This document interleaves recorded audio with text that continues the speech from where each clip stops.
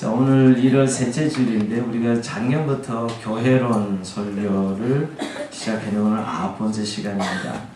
연말 연시 때는 좀 중단했지만 오늘 안디옥 교회 설교로 1차 교회론 설교를 마무리하려고 그래요. 물론 교회론 설교를 끝내서 마무리하는 건 아니고요. 이 9번 정도로 충분히 우리가 새로운 교회를 향한 우리 마음의 준비를 일단 했다고 생각하고요. 오늘 마무리하고 또 연말에 또 내년 초에 다시 한번 교회론 설교를 이어서 하려고는 합니다. 중요한 부분은 끝냈다고 생각하고요. 그리고 제가 손해 선교 다니면서 다시 창세기 원래 강의했던 부분들을 12장부터 시작하려고 합니다. 아브라함 생애에 대해서요. 오늘 9번째인데 여러분 8번째까지 설교 제목이 생각나십니까? 아이고 그걸 어떻게 생각하시냐고요. 여러분 표정을 보니까 너무 당황스러워 하시는 것 같아서. 근데 그 주로 교회의 정의, 교회의 본질, 또 교회의 존재 이유, 사명에 대해서 주로 8시간에 걸쳐서 했습니다. 근데 여러분 우리 지난번에 초대교회, 즉 예루살렘 교회의 모습을 살펴봤어요. 왜냐하면 초대교회 탄생하는 모습이 사도행전 2장 오순절 성령 강림으로 탄생되는 초대 예루살렘 교회였죠. 정말 성령의 엄청난 역사와 함께 시작된 예루살렘 교회를 생각했습니다. 근데 오늘 다시 안디옥 교회가 나와요. 자, 예루살렘 교회의 바톤을 이어받은 이 안디옥 교회. 어떻게 보면 성령 역사로 세워진 예루살렘 교회와 안디옥 교회는 좀 비교되는 그런 교회입니다. 물론 예루살렘 교회가 모교회지요, 당연히. 그래서 이방 첫 교회로 안디옥 교회가 세워졌는데 여기는 한번 성경적인 관점에서 좀 우리가 따져봐야 될 부분이 있어요. 뭐냐면 예루살렘 교회는 엄청난 성령의 역사로 시작된 교회이지만 정말 교회 2000년 사이에 예루살렘 교회 같은 성령 강림을 체험한 교회가 있을까? 저는 없다고 생각해요. 그만큼 강력한 성령으로 시작된 예루살렘 교회이지요. 그래서 정말 놀라운 일들이 예루살렘 교회 안에 우리 지난번 살펴보고 그럴 때 뭐 전혀 기도에 힘쓰고 말씀에 순종하고 또 구제에 힘쓰는 그런 정말 지상에서 가장 최고의 교회라고 할 수 있는 그런 교회라고 할 수 있지만 이 예루살렘 교회가 한 가지 분명한 것은 유대인의 벽을 넘지 못합니다. 즉 유대주의 벽을 넘지 못해요. 유대인들만 구성된 교회로 머물러 있었다는 거예요. 자, 이것은 굉장히 예수님께서 마지막에 제자들에게 너희는 가서 모든 족속으로 제자를 삼아 라는 말씀과 너희는 땅끝까지로 내 증인이 되라는 진정한 교회가 존재해야 되는 이유를 분명히 말씀했음에도 불구하고 이 예루살렘 교회는 자기들만의 교회, 유대인들만의 교회, 즉 유대 선민 사상을 버리지 못합니다. 유대인들이 얼마나 선민 사상이 강해요. 그래서 이방인들을 개취급하고 자기들만의 교회, 유대인들만의 구성된 교회를 버리지 못합니다. 즉 유대주의의 벽을 버리지 못해요. 그런 의미에서 예수님 말씀하신 땅끝까지도 내 증인이 되라는 이 명령은 반대로 없어지는 것이죠. 결국 그런 관점에서 예루살렘 교회는 점점점 역사 속에 사라지는 교회가 됩니다. 그래서 저는 늘 지는 교회주의를 생각해요. 그렇게 화려하게 성령으로 말미암아 시작된 교회지만 그 예수님의 지상명을 순종하지 않는 예루살렘 교회는 점점 역사 저편으로 사라지는 것입니다. 근데 그 사라지는 그 교회를 하나님이 가만히 두지 아니하시고 새로운 교회를 일으키시는 것이 안디옥 교회예요. 근데 여러분 예루살렘 교회가 자기들끼리 모여서 흩어지지 않고 이방으로 복음을 전하지 않자 하나님이 어떻게 역사하냐면 큰 핍박을 줘. 예루살렘 교회 큰 핍박을 줘서 흩어지게 해서라도 복음을 전하게 합니다. 하나님 뜻이 여기 있는 거죠. 여러분 우리가 사도행전 2장 이후에 보면 교회에 임하는 핍박을 여러분 아실 거예요. 그죠? 사도들이 자옥에 가두게 되고 결정적 스데반이 순교하고 엄청난 핍박의 피바람이 초대교회에 불어요. 결국 그것 때문에 어쩔 수 없이 흩어진 유대인들이 복음을 전하게 되죠. 하나님 순종하지 않으니까 핍박을 통해서라도 그 말씀을 전하게 하시는 것이었어요. 그러니까 그 흩어진 사람들이 복음을 전해서 생긴 교회가 안디옥 교회입니다. 물론 여전히 사도들은 흩어지지 않고요. 집사나 이 성도들이 흩어져서 복음을 전합니다.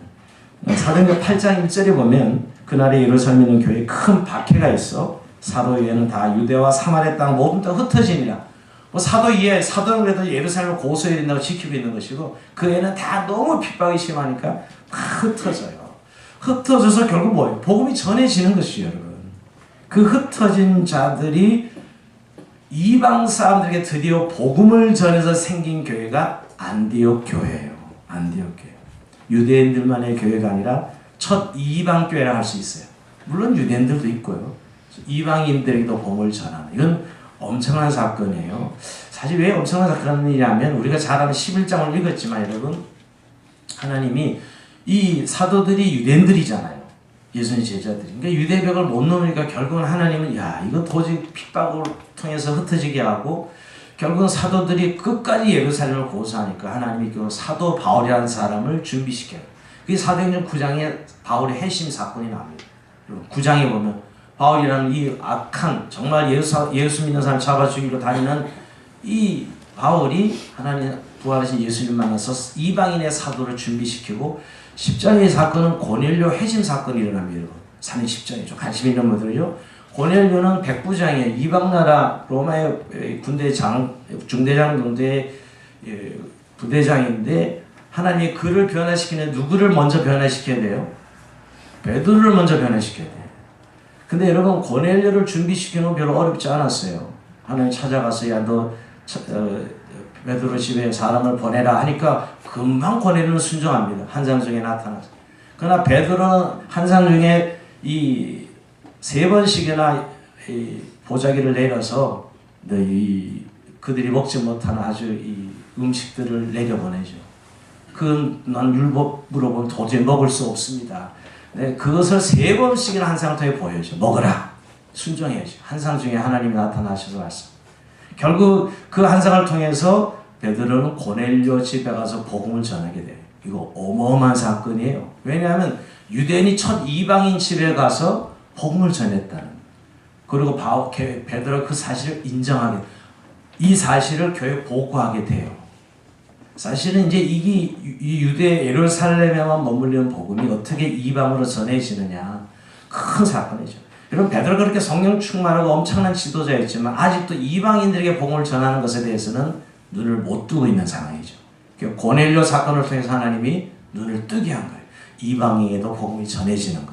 그래서 사도들은 가지 않지만 흩어진 유대인들이 복음을 전해요. 그래서 세워진 첫 이방 교회가 안디옥 교회예요. 그래서 안디옥에서 이방인들이 복음을 전하니까 이방인들이 복음을 받아들이는 거예요. 그래서 그 복을 받은 예루살렘 교회가 결국 바나바를 이제 파송하는 거죠. 안디옥 교회다가. 거기 이방인들도 우리가 전하는 복을 믿고 죽게 오는 것을 보고 바나바를 파송합니다. 그렇게 세워진 교회가 안디옥 교회예요. 여러분 성경에 안디옥이라는 지명이 2개가 나와요. 하나는 비시디아 안디옥이고 하나는 수리아 안디옥이에요. 네, 안디옥이 2개 나오기 때문에 헷갈리는데 우리가 이 안디옥이나 수리아 안디옥을 말하는 것입니다. 지금은 시리아 지역이라고 보시면 됩니다. 네, 왜 안디옥 교회가 이렇게 중요하냐 하면 이렇게 예수님이 교회를 향해서 너희가 모든 족속으로 제자를 삼아라는 말씀, 땅끝까지 증명한다는 말씀에 순종한 교회고요. 순종해서 그들이 복음을 전했을 때 하나님 이 교회를 통해서 바울이라는 인물이 결국 바나바가 1차 선교여행, 2차 선교여행, 3차 선교를 통해서 결국 이 소아시아와 유럽과 결국 로마의 복음화를 이뤄요. 그러니까 예수님이 의도하고 말씀하신 것을 순종한 교회가 안디옥 교회예요. 예루살렘 교회는 그 예수님 말씀 순종하지 않아서 결국 역사적으로 사라지는 것이고요. 순종한 안디옥 교회는 아주 별볼 없는 교회였지만 하나님 그 교회를 통해서 이방 선교, 세계 선교를 이루어서 지금까지 복음이 우리에게까지 온 것입니다. 그러면서 예수님의 지상명에 순종하는 교회고 하나님의 하나님 나라의 꿈을 실현하는 교회. 즉 하나님 나라의 완성이라는 주님의 이 선교를 향한 말씀에 순종한 교회예요. 그래서 우리가 이방 선교 교두보 역할을 하는 교회가 안디옥 교회죠. 안디옥 교회가 없었다면 과연 어떻게 되었을까? 하나님은 그러니까 예루살렘 교회가 순종하지 않을 때 안디옥 교회를 준비한 것이. 그래서 여러분 우리 주양원 공동체의 모델은 예루살렘 교회가 아니라 안디옥 교회. 초창기부터 우리가 모델로 삼은 교회는 안디옥 교회고 우리가 정말 벤처마킹할 교회는 안디옥 교회예요. 왜냐하면 예수님 말씀에 순종한 교회지요. 선교의 삶을 감당하여서 결국 이 복음이 세계로 향해 나갈 수 있도록 한 교회예요. 그래서 흔히 안디옥 교회로 이방 선교의 전쟁 기지다라고 이야기합니다. 오늘 우리가 교회론을 1차 마무리하면서 안디옥 교회를 생각하는 것은 지금까지 교회에 대해서 우리는 원리적인 면을 배웠고 공부했습니다. 실제 역사 속에 그런 지난주에 선교적 교회도 설교를 들었지만 그런 교회를 하나 든다면 어떤 교회일까? 예루살렘 교회는 하나의 최초의 교회로서 우리가 분명히 살펴봐야 될 교회지만 또 그 교회가 모체가 됐던 건 분명하지만 그 이후로 정말 주님이 그토록 원했던 교회의 모습이 어떤 교회일까? 바로 안디옥 교회라. 그래서 주양교회 이름을 예전에 안디옥 교회를 바꿀까 그렇게 생각했어요. 근데 진짜 안디옥 교회들은 지금 이름을 안디옥 교회를 짓는 교회들은 대부분 선교하는 교회로 대부분 그렇게 이미지 때문에 이름을 그렇게 짓더라고요. 정말 주님이 명령하신 선교 명령에 순종하는 교회가 안디옥 교회였다는 것이. 그런 의미에서 지금도 여전히 2000년이 지난 오늘날에도 교회가 정말 모델로 삼을 교회가 있다면 바로 이 안디옥 교회지요. 하나님은 세계 선교를 위해서 안디옥 교회를 준비하신 것입니다. 즉 이방인을 향한 복음의 전쟁 기지로 준비하셔서 그 교회를 통해서 결국 로마까지, 그 당시 땅끝이 로마라고 볼 수 있는 로마까지 복음이 전해지도록 하신 것입니다. 자, 그러면서 오늘 다시 한번 좀 우리가 생각해 볼 것은 안디옥 교회가 어떤 특징을 가졌길래 정말 주님이 그토록 기뻐하는 교회고 우리 교회의 모델이 될 만한 교회인가. 지금까지 어떻게 보면 교회론을 총정리하는지도 몰라요. 실제 이 안디옥에 있었던 내용을 정리해 보는 것이죠. 자, 첫째로 안디옥 교회의 특징은 예수 그리스도를 전하는 교회, 즉 복음 전하는 교회였다는 겁니다. 한번 따라합시다. 주 예수 그리스도를 전하는 교회입니다. 오늘 이런 특징적으로 사도행전 11장 21절에 보면 주의 손이 그들과 함께 하시며 수많은 사람들이 믿고 주께 돌아오더라. 정말 교회가 가장 존재하는 첫 번째 이유는 많은 사람들이 믿고 주께 돌아오더라. 이것이에요. 그러니까 예수 그리스도를 전하는 교회예요. 사실 여러분 안디옥 교회는 구브로와 구레네 몇 사람이 안디옥에 올 때까지 그곳에는 그리스도인이라고는 한 명도 없었던 그런 교회였어요. 한 명도 없었어. 그야말로 아무도 믿지 않았던 구브로와 구레네 사람이 안디옥에 올 때까지는 복음이 전해질 때는 아무도 없었던 그런 지역이었어요. 그리고 여러분 구브로와 구레네 몇 사람이라는 이 복음 안디옥에서 복음을 전하는 이름이 나오는데 이 사람들은 사도도 아니에요. 정말 무명의 사람들. 나중에 예루살렘 교회 이 사실을 알고 너무 놀래가지고 바나바를 파송했지만 정말 별 볼일 없는 사람들이 그저 예수님 말씀에 순종한 것이죠. 그런데 이들이 예수님께 돌아왔다라고 이야기합니다. 즉 핵심이 있는 복음이 전해지고 그 복음 앞에 사람들이 예수를 믿고 주께로 돌아오는 그런 교회였다는 거예요. 여러분 교회가 이 땅에 존재해야 되는 가장 첫 번째 이유, 우리가 수차례 얘기했지만 교회는 복음을 전하여서 그 사람들로 하나님의 자녀로 돌아오도록 하게 하는 것, 이거보다 더 중요한 사명이 어디 있어요. 근데 이 안디옥 교회는 그렇게 복음을 전했다는 거예요. 우리가 잘 아는 대로 바울과 바나바가 그 교회 가장 큰 지도자, 담임 목사격인데도 불구하고 1차 선교여행, 2차 선교여행, 3차 선교사로 파송하는 그런 일들을 통해서 복음 전도의 명령에 순종하는 교회였다. 그리고 그것뿐만 아니라 그 자기네 지역 안디옥 지역에 계속해서 복음을 전하여서 수많은 사람이 주께 돌아오게 한 교회. 여러분 이것만큼 중요한 교회의 사명이 어디 있겠어요. 그래서 옛날 제가 깨네 말삼이라는 이런 이야기를 드렸어요. 교회는 그렇게 네 가지가 있어야 됩니다. 우선 첫째로 깬 교회. 여러분 우리가 복음 전하는 교회는 깬 교회. 뭐냐면 자기가 가지고 있던 생각이나 편견들을 깨야 돼요. 사실 그당 초대는 예수님도 유대인으로 오셨고 여러분 사도들도 유대인이었고 그들의 종교로서 얼마든지 만족할 수 있어요. 예수님이 만약 그렇게 말씀 안 하셨다는 거예요. 그잖아요. 유대인들이 얼마나 유대 선민주의 사상이 강했는데. 근데 우리만이 하나님 백성이야. 이거 구약부터 몇 천 년 동안 흐르고 있던 유대인들 가슴속에 있는 변할 수 없는 정체성이잖아요. 근데 이걸 깨지 않으면 복음 전해줄 수 없어요. 이걸 깨지 않아. 이 편견을 깬 교회라는 거예요. 유대주의라는 그 틀을 깬 것이죠.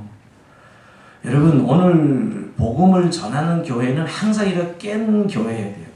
우리 자신이 예수 믿은 거, 여러분 상상할 수, 우리 자신이 예수 믿고 하나님의 백성이 되었다는 거 놀라지 않으세요? 내가 어떻게 예수를 믿고 하나님의 자녀가 됐을까?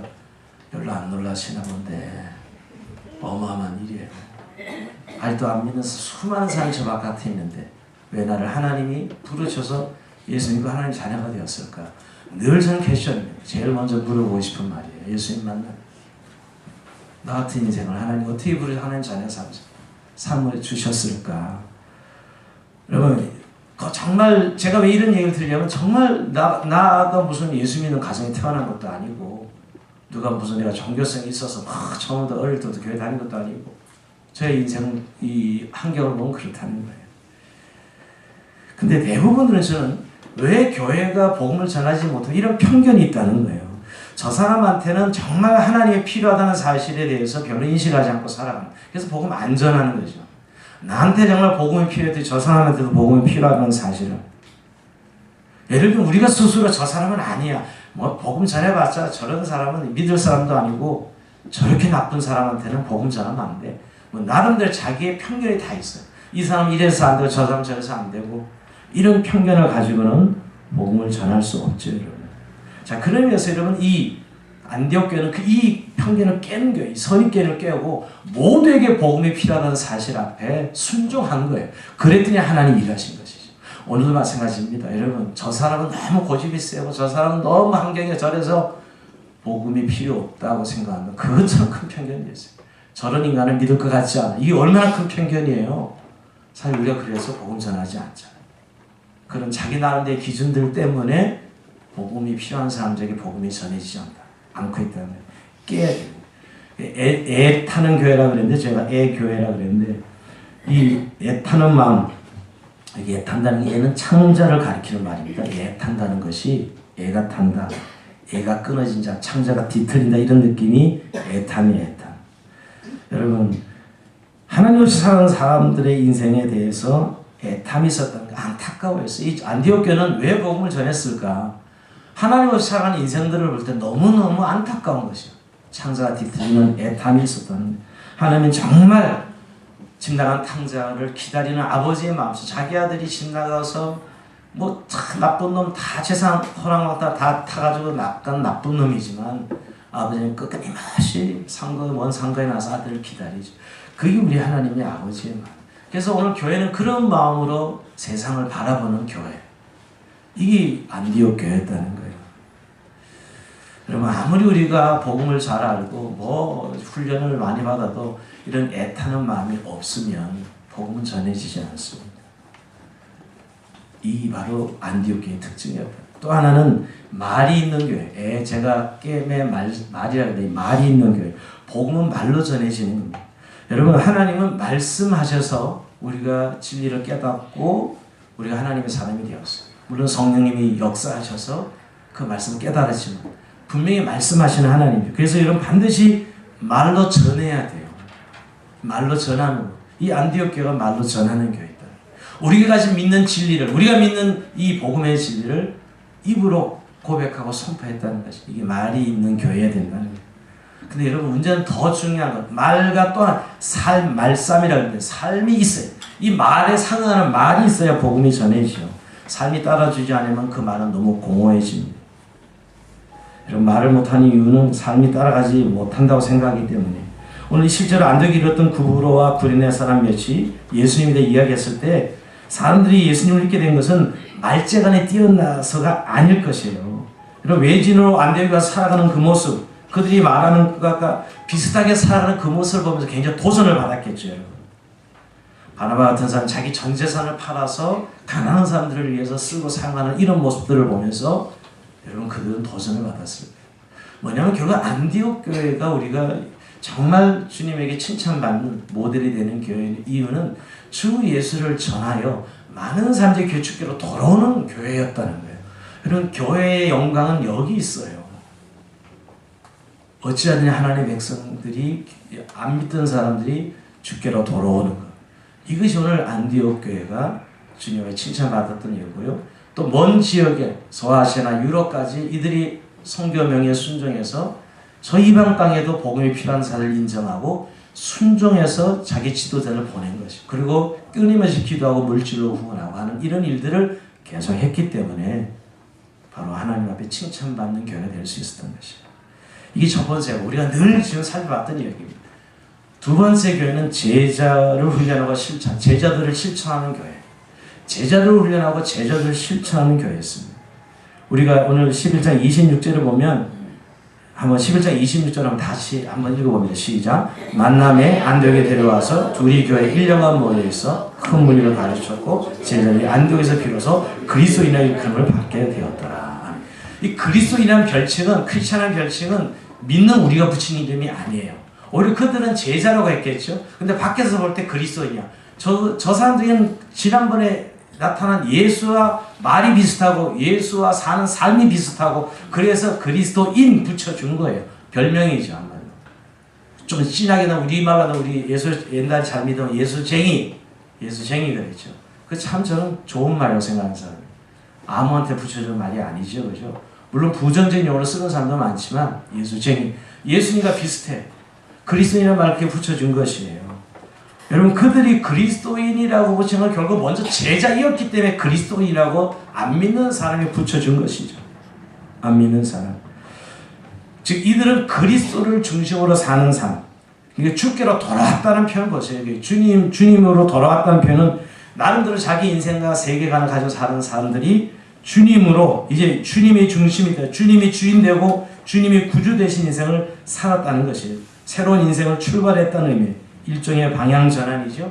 이게 제자로서의 첫 출발이고요. 그리고 그 인생이 주님과 함께 사는 삶이 출발이 되면 계속 예수님을 배우고 예수님을 알아가고 그리고 예수님과 함께 사는 삶을 사는 사람을 제자라고 하는 것이에요. 근데 이 안디옥 교회는 이런 제자 훈련을 계속했고 제자들이 계속 생겨났어요. 이게 오늘 안디옥 교회가 바로 오늘 모델이 되는 이유예요. 그들은 계속 예수님을 배웠습니다. 여러분 정말 우리가 기독교는 제도가 아니라 인격이에요. 기독교는 그리스도를 아는 것입니다. 그분을 사랑하는 것이 이게 기독교예요. 신앙이. 제도나 조직 속에서 머물러 있는 분들이 너무너무 많아요. 교회 안에. 정말 그분의 인격을 알고 그분을 알아가는 게 기독교 신앙이에요. 우리 인생이 왜 바뀌냐고요. 제도로 안 바뀌어요. 시스템으로 암만 해도 안 바뀝니다. 그런 것처럼 보일 뿐이죠. 그러나 예수님을 인격적으로 알아가면 그 삶은 변화로 와요. 그 인생의 기쁨이 뭔지 인생의 진정 진리가 뭔지를 알아가면서 변화가 오는 거예요. 이게 제자라는 말을 그래서 쓰는 것이 교회에서. 여러분 오늘 교회가 찾아야 될 정말 회복해야 될 부분이 있다면 교회에서 제자가 되는 일이에요. 누구리 나를 따르건 자기 십자가를 지고 자기를 부인하고 나를 따를 것이니라 했던 이 제자도가 살아있어야 되는 거예요. 교회가. 지난주에 또 말씀드렸기 때문에 여러분. 그래서 여러분 경고히 우리가 정말 말씀을 통해 살아가는 우리의 삶 속에서 사람들이 볼 때 삶을 살아가는 원리와 이유가 예수라는 사실을 알 수 있어야 돼요. 세상. 저 사람에게 뭐가 있길래 저렇게 살아갈까? 예수죠. 예수 그리스도 때문에 저렇게 살아가는 것이죠. 그게 교회, 우리가 교인이라서 끝나지 않고 그리스도인이라고 불러줬던 이유. 안디옥 교인들이 왜 그리스도인을 불러줬을까? 저 사람이 예수의 냄새가 나. 예수의 말이 생각나도록 하고 예수가 살았던 삶이 있어 라고 했던 거죠. 그들이 믿는 메시아를 진짜 주인으로 섬기고 살아가고 있어라는 것이에요. 이게 안디옥 교회가 가졌던 두 번째 가장 큰 칭찬받았던 이유고 모델이 되는 이유입니다. 그래서 여러분 늘 교회는 배움이 있어요. 예수님을 알아가는 배움이 있습니다. 오늘도 학신반 일가하는데 얼마나 기쁜지 몰라요. 다시 예수님이 어떤 분이십니까? 너무너무 감격스러워요. 예수님이 어떤 분인가? 내가 그 예수님을 40년 전에 믿고 구원받은 지금까지 예수님을 알아가는데 참 예수님 정말 주님 없이는 아무것도 안 된 내 인생, 주님 때문에 지금까지 내 인생 왔다는 사실을 다시 한번 절감하게 되는. 그러니까 끊임없이 예수의 생명을 누리고 배우고 또 확장되고 성숙되는 삶이 크리스찬의 삶이라. 이게 오늘 안디옥교회가 가졌던 두 번째 특징이요 모델이 되는 이유입니다. 자, 세 번째는 여러분 한번 따라합시다. 성령과 믿음이 충만한 리더가 있는 교회. 자, 요 세 번째는 조금 여러분들이 생각해. 성령과 믿음이 충만한 리더가 있는 교회. 안디옥 교회는 이렇게 훌륭한 지도자, 즉 성령과 믿음이 충만한 지도자가 있었어요. 리더들이 있어요. 근데 우린 지도자 그러면 꼭 독재자, 정점에는 독재자 현상을 많이 하는 것 같아요. 한 사람. 그래서 성경의 리더는 모든 그리스도인의 모든 사람의 리더를 말하고 있지 한 사람의 정점에 서 있는 독재자 리더를 말하지 않아요. 성경은. 오늘 안디옥 교회는 여러분 13장 1절에 보면 5명의 지도자 이름이 나옵니다. 안디옥 교회 선지자들과 교사들이 있으니 바나바, 니게라는 시몬과 구레네 사람 루기오와 분봉 헤롯 젖동생 만나인과 및 사울이라. 5명의 지도자 이름이 나옵니다. 성경에 기록될 정도니까. 여러분, 근데 이런 5사람의 리더가 있었기 때문에 이 안디옥 교회 이룰 수 있는 거예요. 그 당시 안디옥 교회 교인 수를 성경학자들은 한 100여 명으로 생각해요. 많지 않았어요. 뭐가 그렇게 많았겠어요. 근데 100여 명의 리더가 5명 이름을 기록될 정도면 그 리더층이 얼마나 두텁다는 걸 말해주고 있는 거죠. 근데 이들은 사실은 5명의 이 분류를 해보면 출신도 다양하고 다르고 인종도 다르고 사회적 계층도 달랐어요. 근데 교회에서는 리더였어요. 이 계층도 다르고 문화적 배경도 다르고 권력적인 배경도 달랐지만 교회로 모였을 땐 그들이 다 리더가 되었어요. 즉 주도하는 그룹이 되었다는 거예요. 특히 바나바 같은 사람, 결정적인 초창기의 리더는 바나바죠. 그 다음에 그 리더십이 바울로 넘어가지만 11장 24절에 보면 바나바는 착한 사람이요 성령과 믿음이 충만한 자라 이렇게 표현하고 있어요. 이렇게 좋은 리더들이 있었기에 이 교회가 가능하다는 거예요. 여러분 참 우리가 이제 자칫 잘못하면 하나님이 함께 하시는 교회니까 하나님의 은혜만 있으면 돼요. 맞습니다. 근데 여러분 그 내용 뚜껑을 열어보면 하나님이 그 교회를 은혜를 주시고 이끌어갈 때 반드시 사용하는 그룹이 있어요. 바로 그것이 영적 리더들이죠. 영적 리더들이에요. 교회는 민주주의 하는 데가 아닙니다. 투표하는 데도 아니고요. 영적 리더들이 모여서 기도하고 성령의 인도를 받아 이끌어가는 교회의 모습이에요. 교회도 여러분 민주적 절차는 중요하다고 저는 생각해요. 그러나 의사결정을 투표로 하지 않습니다. 그럼 민주주의가 무슨 이 교회가 그러면 여론 사람이 주인이 되는 거죠. 교회는 신본주의와 하나님이 주권에 의해서 교회는 움직여집니다. 근데 여러분 그것을 이루는 과정을 보면 여러분 그 리더들이 모여서 기도하고 성령의 인도를 받으면서 그 하나님의 일들이 이루어져 가는 것이죠. 모여 기도하고 성령 인도를 받고 나가는 것입니다.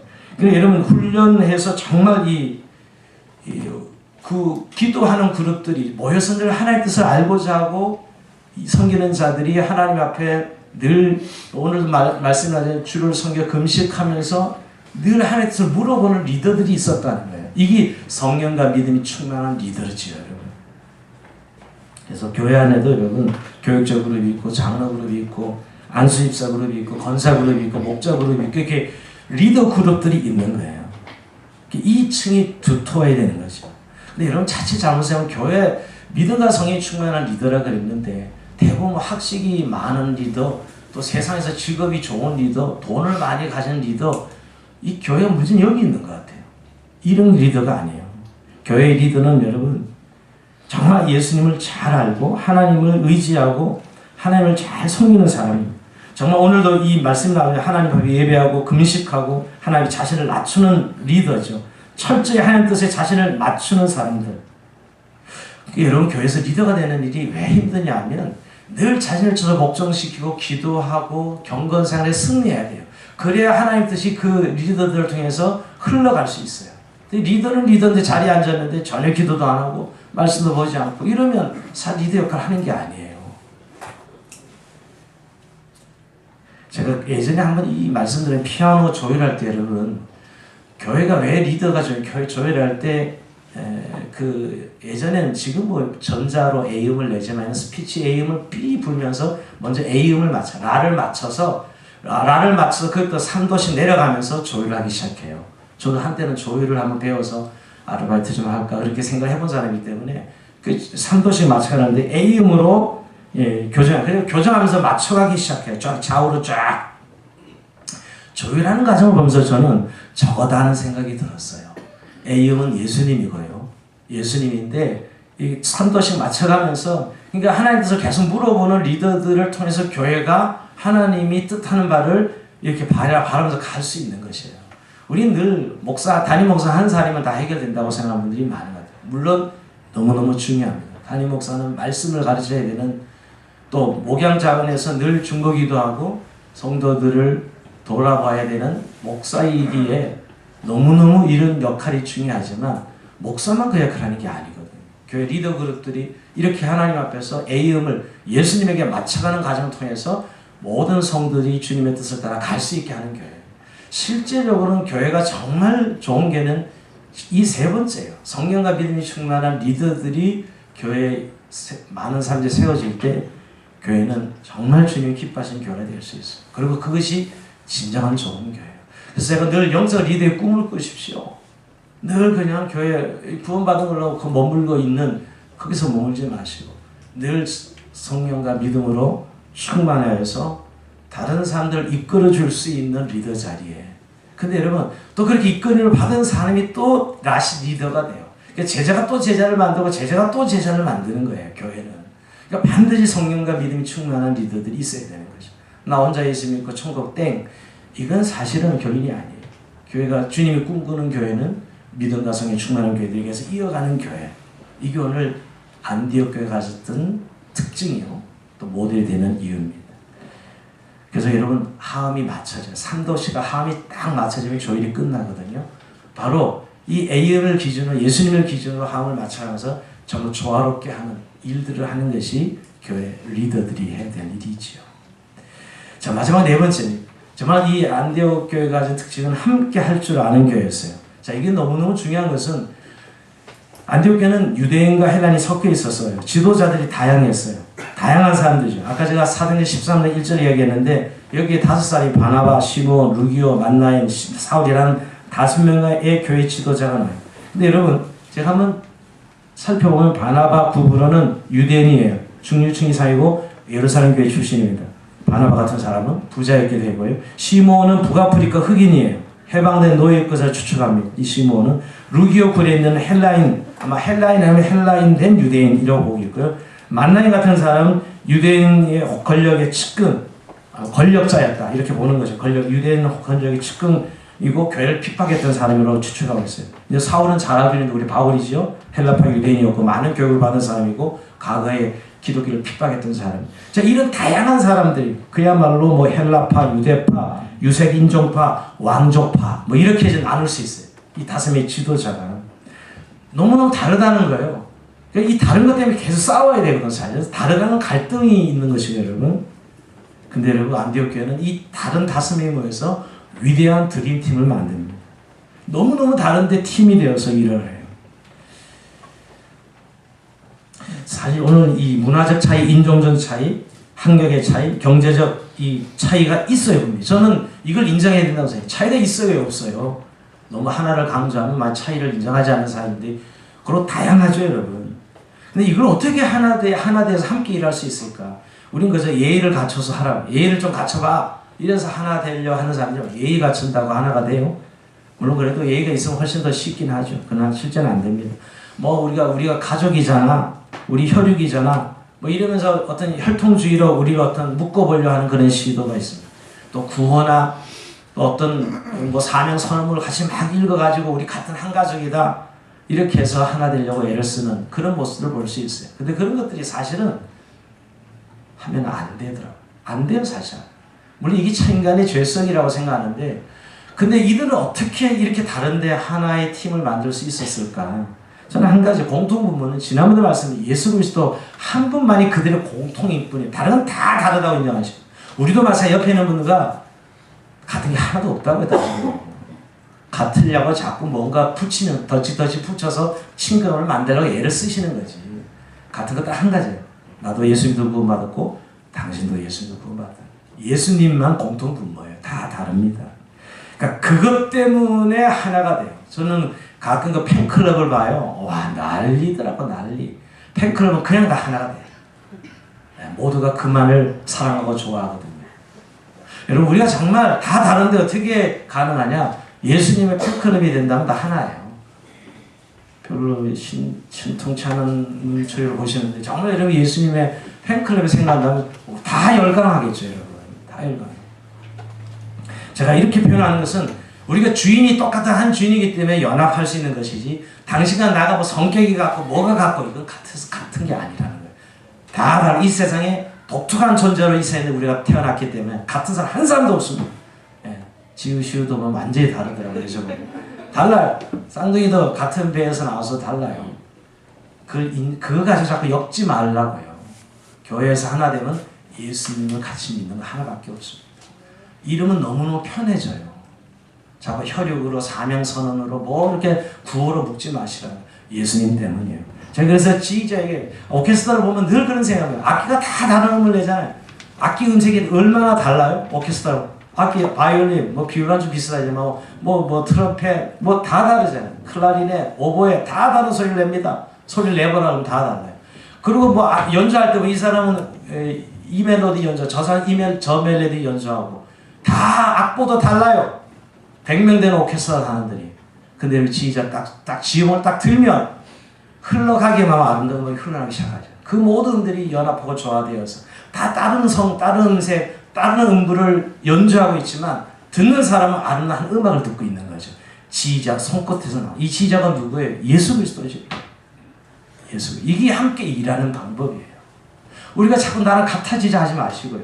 왜 넌 자꾸 그 음색을 내니? 왜 다른 자꾸 악보를 자꾸 연주해? 이렇게 자꾸 핍박하지 말고 우리가 그리스도를 위해서 한 음악을 만드는, 한 작품을 만드는 연합하는 팀이라는 사실을 인정해주면 우리가 하나 되어서 함께 일할 수 있어요. 우리가 자꾸 다른 것 때문에 저 사람 같이 일을 못해 라고 우리 스스로 자기 선을 거부리면 결국 일은 되지 않아요. 이런 게 일로 만난 게 아니고 우리는 예수님으로 만났고 예수님 때문에 만난 사람들이에요. 그러니까 예수님 때문에 하나 된 것이지 일 때문에 하나 된 게 아니에요. 일로 하나 되자 하니까 자꾸 문제가 생기는 것이에요. 교회에서는 일로 만난 게 아니고 예수님 때문에 만난 것입니다. 이렇게 함께 일할 자는 교회. 이게 안디옥 교회의 큰 저력이요. 그 이방 선교의 교두부 역할을 감당할 수 있었던 이유입니다. 수많은 언어와 문화가 다른 이방 사람들에게 복음을 전하는데 만약 이 부분이 열려있지 않았더라면 여러분 유대 예루살렘 교회 왜 실패했어요? 이것이 유대인이 아닌 건 안 되는 거죠. 나랑 다른 것이잖아요. 그것 때문에 유대 예루살렘 교회는 역사 속에 사라졌지만 안디옥 교회는 모든 문화가 언어가 다르도 예수 그리스도 하나 그걸로 하나 될 수 있었기 때문에 가능했던 거예요. 여러분 우리 민족은 특별히 이 민족주의 편협해요. 우리는 한 민족 아래 살아서 다양성에 대해서 엄청 힘들어하는 것 같아요. 이 다양성을 빨리 우리가 존중해주고 다른 음색, 다른 악보를 연주해도 하나의 예수 그리스도의 지혜 아래 움직이는 사실을 우리가 느낄 수 있다고 그게 함께 일하는 교회예요. 여러분 주양원 공동체가 선교하는 교회가 성장하려면 함께 일할 줄 알아야 돼요. 이게 안디옥 교회가 가졌던 가장 큰 선교하는 교회를 세워줄 수 있는 특징이었어요. 그래서 말씀을 마무리하면서 여러분 결국 여러분 오늘 안디옥 교회가 우리 교회의 모델이 되고 우리가 벤처마킹해야 되는 한 단어를 찾아라 그런다면 저는 11장 21절입니다. 주의 손이 함께함으로 수많은 사람이 주께 돌아오더라. 주의 손이 함께함으로 주의 손이 함께하는 교회. 안디옥 교회를 저는 한마디로 정의한다면 주의 손이 함께하는 교회예요. 여러분 우리 손의 위대함을 알죠? 모든 인간의 작품 손에서 나와요. 그죠? 모든 그 훌륭한 예술 작품 손에서 나옵니다. 오늘도 주방에 누가 담그는지 몰라도 맛있는 밥과 반찬이 그 여인의 손에서 나왔습니다. 손으로 만든 거예요. 손이 정말 위대해요.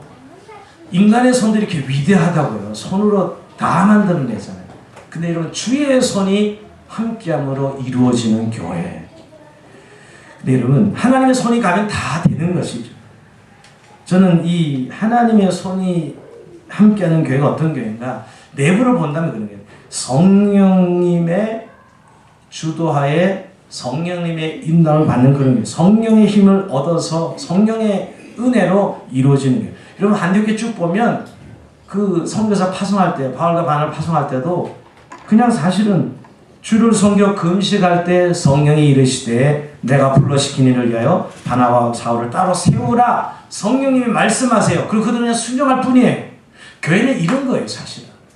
우리의 막 어떤 이 노력으로 하는 게 아니라 성령께서 하시라는 것에 대해서 순종한 것이죠. 이게 주의 손이 함께하는 교회의 모습이에요. 성령이 역사하는 대로 운행하는 교회, 성령이 감동을 주는 대로 나가는 교회, 성령이 말씀하신 대로 순종하는 교회, 이게 주의 손이 함께하는 것이에요. 여러분 오늘 본문 속에 23절에 보면 하나님의 은혜가 내린 것을 보고 기뻐하였다 그랬어요. 23절에 보면 그런 말, 그가 이를 하나님의 은혜를 보고, 하나님의 은혜를 봐? 하나님의 은혜가 보이나? 읽다 그런 생각 안 하셨어요? 뭐냐면 바나바가 본 하나님의 은혜가 있는 거예요. 교회는 진짜 하나님의 은혜 때문에 되는 것이지, 사람이 주권자 돼서 움직이면 늘 싸우고 문제 생기고 좀 잘 되는 것 같죠? 그 사람이 나중에 주인 행세예요. 보나만 합니다. 모든 교회들 문제는 이 문제예요. 열심히 봉사했던 사람이 좀 있다가 다 주인 돼요. 열심히 그 교회에 애쓴 담임 목사가 주인 되는 거예요. 주의 손이 사라지는 거죠. 주의 은혜가 안 보여. 그 사람의 능력만 보여. 그 사람의 헌신만 보여. 이러면 교회는 벌써 그때부터 깨지기 시작합니다.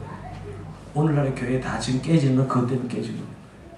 정말 주의 손이 함께하는 교회는 하나님의 은혜가 보여야 돼. 진짜 하나님이 하시는 거네. 하나님이 주도하시네. 하나님의 은혜를 성도들이 봐야 돼요. 그래서 지도자들은 늘 금식하고 기도하고 예배드리고, 이게 안디옥 교회 모습이에요. 왜? 그 성령이 순종하기 위해서, 자기 지혜가 먼저 앞서지 않게 하기 위해서, 자기 노력이 더 앞서지 않게 하기 위해서 말이에요. 우리 교회도 이 은혜가 보여야 돼요. 저는 사실 늘 교회 속에서 누가 잘하기 때문에, 담임 목사가 잘하기 때문에, 뭐 설교가 좋아서, 좋은 교회 중요한 요소라고 저는 생각해요. 헌신된 교인이 있고 훌륭한 담임 목사가 있어야 되고 하지만, 그게 정말 주의 은혜로 보여져야죠. 주의 은혜가 임하는 장면이 되어야 된다는 것이죠. 하나님 은혜의 결과가 교회입니다. 저는 늘 두 손 들어요. 하나님, 교회는 당신 것이고 당신께서 하시지 아니하시면 저는 아무것도 안 해요. 25년 목회는 그거였어요. 교회는 주님의 것이지, 주님이 하셔야 돼요. 이게 은혜가 있는 교회, 주의 손이 함께하는 교회. 결국 안디옥 교회가 여러 가지 요소가 있지만 주의 손이 함께함으로가 안디옥 교회가 있었던 이유요.